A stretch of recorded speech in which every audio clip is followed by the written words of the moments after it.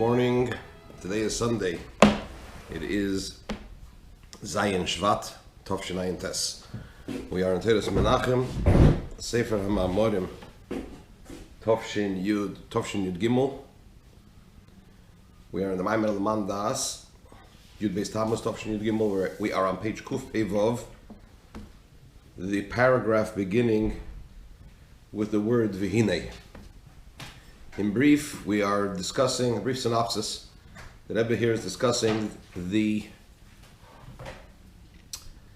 Posik Leman Daas Kol Ami Ha'oretz Ki Havayahu Lekim Hashemayim Mimal Ha'oretz Mitochas Ein Oid. That all the nations of the earth of the world should know that Havaya is Elikim. Sorry, not Bashamayim Mimal. It doesn't say Bashamayim Mimal. The Posik says Leman Daas Kol Ami Ha'oretz Ki Havayahu Lekim Ein Oid.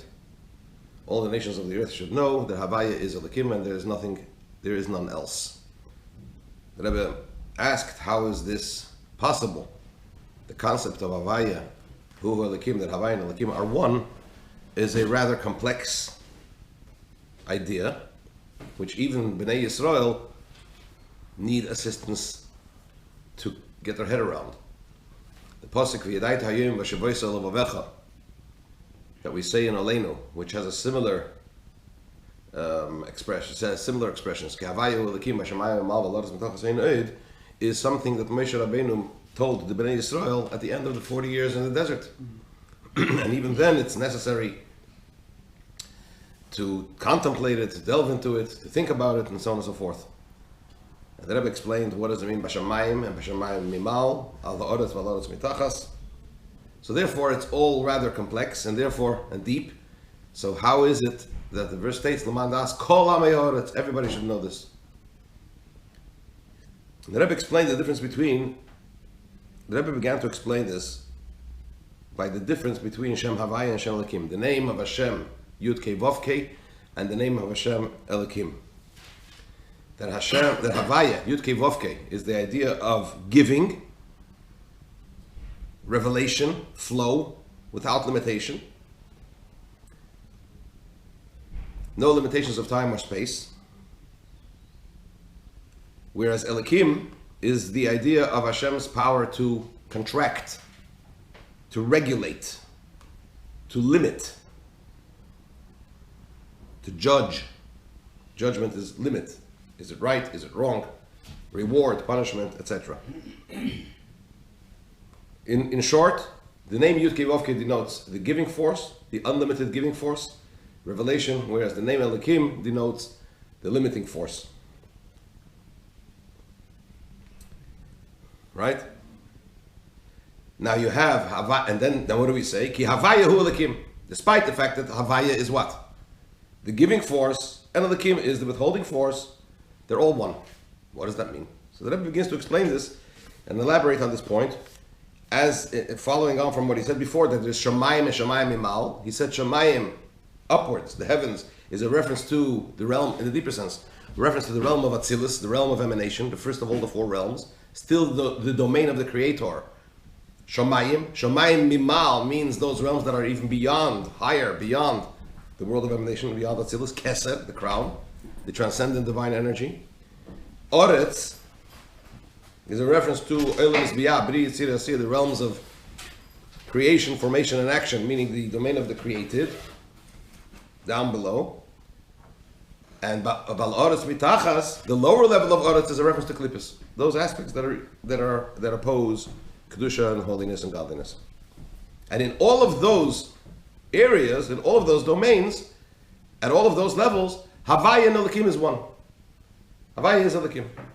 Meaning that the unlimited revelation force, the oir, the light, the giving force, and the limiting force, the kelim, the vessels, are all one. How is that? V'hinei, page Kuf Pei Vav, the second paragraph.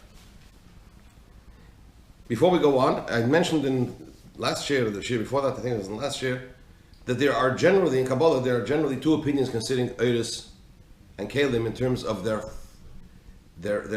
character. This is known as Oiris Pshutim and Oiris Mitzuyarim. Are the lights, when we talk about Atzilus, the divine energies of Atzilus, 10 sfirot, the attributes, Chochmah through Malchus. Each one is Chochmah, the second one is Bina, and so on and so forth. So there's a clear distinction between each of the spheres, between each of the attributes, right? Which means each particular sphera, each particular attribute has its particular character. There's Chochmah, there's Bina, and so on and so forth, right?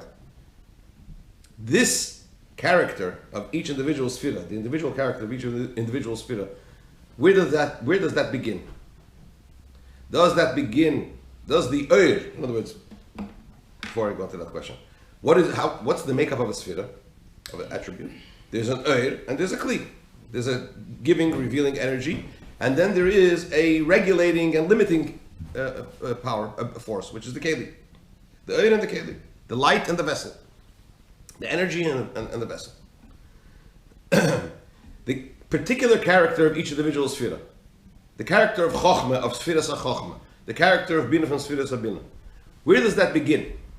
How does that come about? Is that from the Keli? Does the vessel impress? Well, everybody will say that the Keli is certainly defined in a particular character. But in terms of the Oir, does the character of Sfiras HaChochmah, the particular character of Sfiras HaChochmah, begin and happen through the vessel, but the Oir itself is unformed? So in other words, in that case, the divine energy of the attribute of Chochmah and the divine attribute of the light and the energy of the attribute of Chochmah and the light and the energy of Sfiras HaBina, the attribute of Bina, are inherently the same. It's just that the Keli of Chochmah and the Keli of Bina impress their particular character on the energies that are clothed within them. Or is there some type of form and character in the Oir, in the energy, even before it clothes itself in the Kelim, in the particular Kelim? You follow the question? All right. Is the light that pertains how? Is it pure? Yeah. Is the light pure, unformed, uncolored, without any impression whatsoever? General. And the character is impressed on it through and by the Keli, by the vessel? Or is there some character within the Oir already which draws it to its particular vessel? So the Oir of Chochmah is drawn particularly to the Keli of Chochmah because there's some aspect of Chochmah already in the Oir. The Oir of Bina is drawn to the vessel of Bina because there is some character of Bina already in the Oir of Bina. Or are they all completely unformed, the Oiris, without any character, and they're pure? Like water in a glass, right? Water in a red glass will appear red. Water in a blue glass, green glass will appear green. But the water itself remains pure. Or is there something in it already before that draws it to its particular colored glass, so to speak? That's known as the discussion in Kabbalah. There are different opinions about this. The discussions in Kabbalah is whether Oiris are pshutim or Oiris are mitzuyorim. Are the Oiris, the lights, the energies, pshutim, pure, unformed?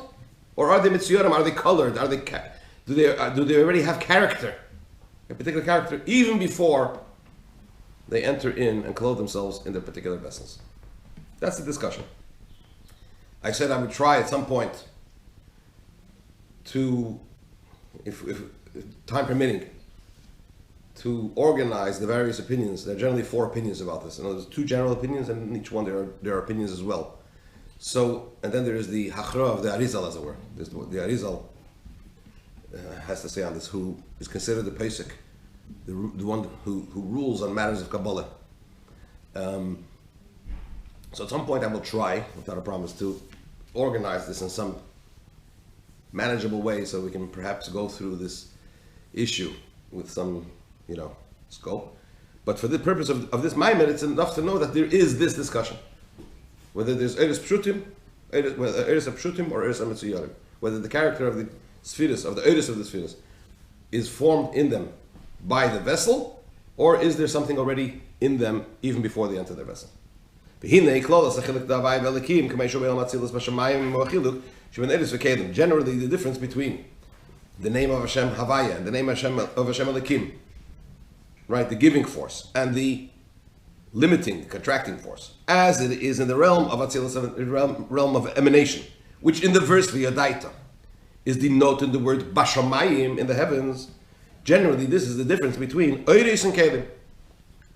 The difference between, in the Sphira, between the Oiris of the Spheres, the lights, the energy of the Spheres, of the attributes, and the Kelim, the vessels. What does that mean?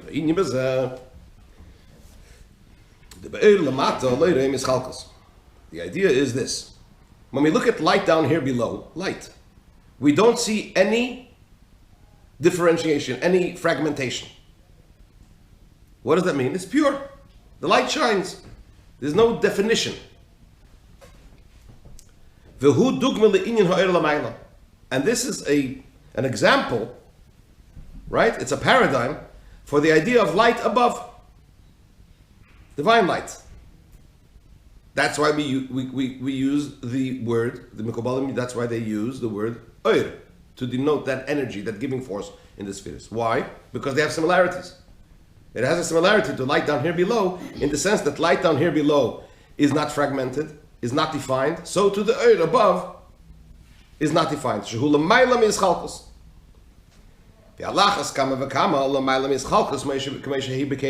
Light is certainly beyond definition, as it is already defined when it comes into the kelim, into the vessel.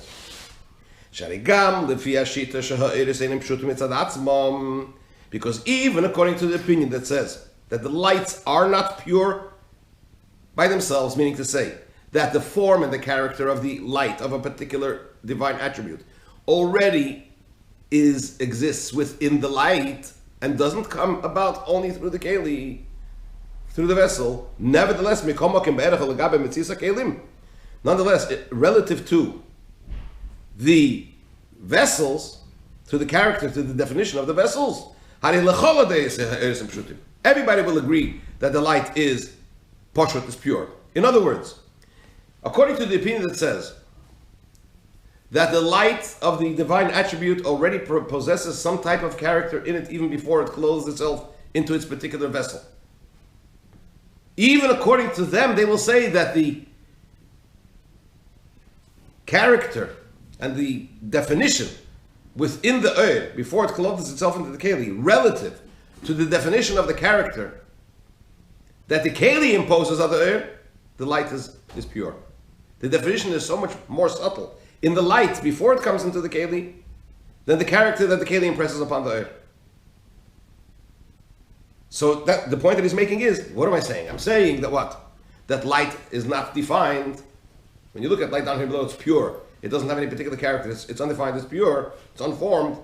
And that's why it's a parable for light's divine energies above. But according to the opinion that says that the light itself is already, it has some form of character. So what's the comparison between light here below and light above? Because the light, before it clothes itself into the Keli, the character that it possesses relative to the character that the Keli imposes on it is pure. It's so much more subtle. Following? Right? B'meila. So therefore, bottom line, the light is pure, unformed, or uncategorized, without character. According to which opinion? According to all opinions. Either really pure, really undefined, or even the definition that it has, even according to the opinion that says that it has some form of definition before it comes into the Keli, relative to the character of the Keli, it's pure. Bottom line, the light, the divine energy in its own right, is pure, unformed, without character. What does it mean that the lights are pure? So he defines it. It has no fragmentation. It's pure. It also doesn't have the limitation that this matter ends here, and from this point on something else ends. So for example, however you want to layer it, when you say Chochmah, Bina, Daas, and so on and so forth, there is a place, so to speak, or a level, that is Chochmah and not Bina. In other words, Chochmah could be unlimited in its own right. I'll give you an example. Take, for example, something is limited, it's limited. We know what limited means. Now, when we talk about something being unlimited, there could be levels in limitlessness. Infinity. Take the number 1. Number 1 is limited, it's a number, it's number 1. Now, it's limited in more than one way. A, it's a number, not something else. And B, in numbers itself, it's only 1. Take infinite numbers.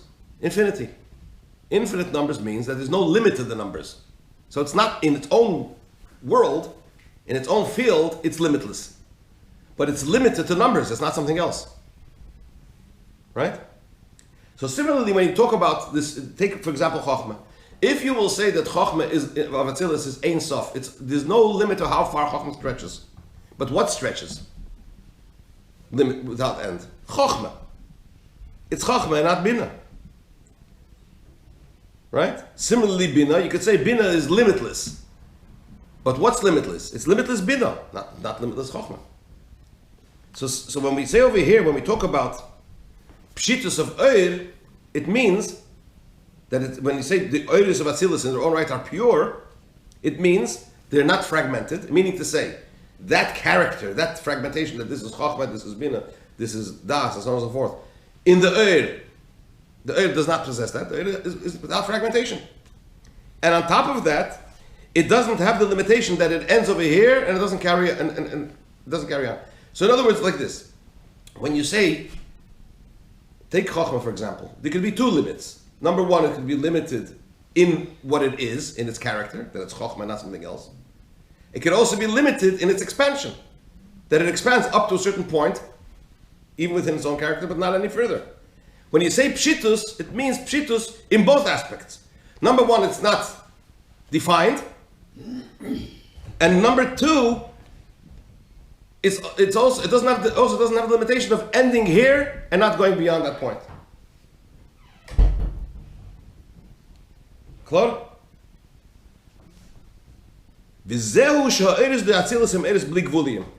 When we say that the divine energies of Atzilus are limitless, are not limited, this is what it means. It's limitless in both aspects. Number 1, it's not limited in definition, being Chochmah and not Bina.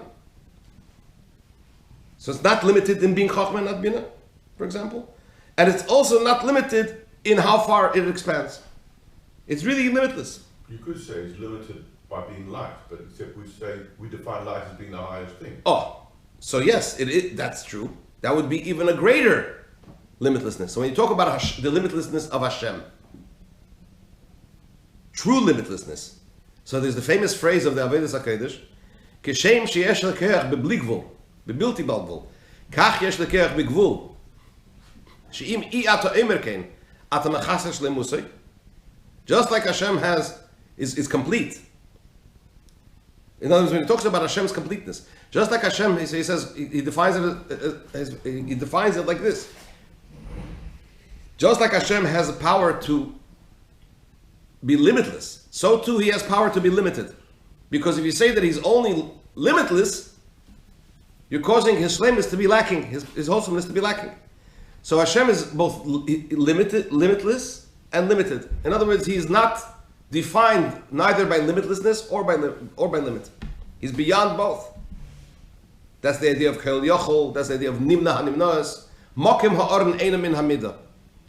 In the Beis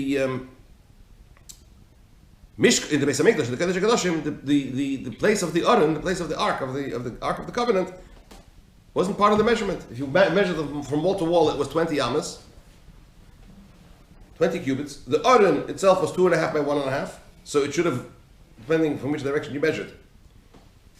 If you measured up to the right wall of the Aron, it should have been 20 amas minus half of 2.5, 1.25.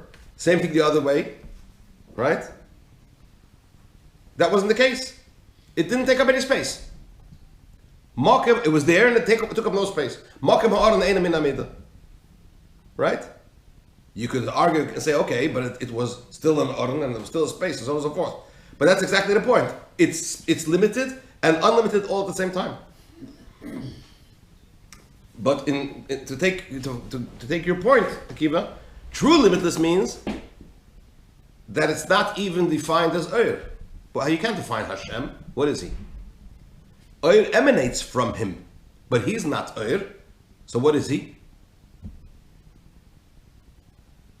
You can't say he's not Oyer. You can't say he is Oyer. He's beyond everything, right? So over here, when we talk about the limitlessness of Oyer, you're quite right as you say it's Oyer, right? But it's undefined and limitless in both aspects. In the fact that it's not defined as something particular, a particular Oyer and not another one, and also there is no limit to its expansion. That's the meaning that's what we mean when we say that the Oyres of Atzilus, the divine energies of Atzilus, are limitless energies. It's not possible to separate and to say differentiate and to say Shezui Sfiras HaChachma v'Zui Sfiras HaBina. This is Chachma and this is Bina. That we can't say that before it enters into what? Into the Kelim, even according to the opinion that says that the Oyres possess some type of character within them even before they enter into the Kelim. So what is the function of the limit and the formation of the Keli in the divine energy? The function is, what does the Keli accomplish?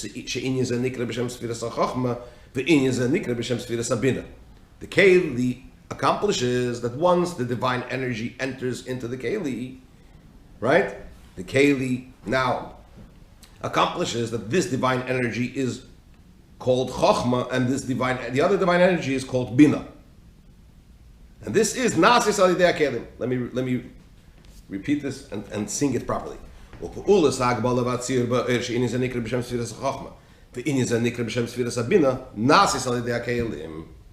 The definition of into the Oyer, that this divine energy could now be labeled and termed and identified as Chochma, and the other divine energy could now be identified as Bina, that comes about through the Keli, through the vessel. Ba'ainu. Just like when we explained the limitlessness of the light. There were two aspects, so too the Keli, the limited, the labeling, the categorization of the Keli into the Oyer is in two aspects. Ba'ainu. The idea of the Kelim, of the vessels in Atzilus, is that it limits, ubemela, and therefore mitzamtzim contracts, ubemela mevela deis chalkos, and therefore automatically also brings to the idea of fragmentation by Atzilus, and the energies of Atzilus. So what does the Keli impress upon the Oyer? What's the function of the Keli? What does the Keli accomplish? Three things. It limits, well, it's really one thing, but all those things stem from it. It contracts the divine energy. It limits the divine energy. What does it mean it limits it? It means it contracts it, and it causes it to be, it causes identification, specific identification and separation, fragmentation between one and the other. In other words, clear identification that this is Chochma and this is Bina, and so on and so forth. So now, once the Oyer comes into the Keli, what happens? Once the Oyer closes itself in the Keli, number one, it attains a specific character, it's Chochma and not Bina. And number two, it has a specific place, so to speak, where it is limited to. It still doesn't mean that Chochma becomes limited in other words, there could be expansion in the width, and there could be horizontally or vertically. Let's call it like that. So now, even once you say that it's limited Chochma, it could still, the limit could be that it's limited to Chochma. But how far does it expand? Limitless. It can still be limitless in that sense, right? But it's limited to the fact that it's Chochma, which means that in the domain of Bina, Chochma is limited to its domain, to its character, to its personality. It doesn't stretch into the domain of Bina, right? So what does the Oyer accomplish? The Oyer accomplishes limitation in two aspects. Number one, it gives it its particular character, Chochmah, and not something else. And number two,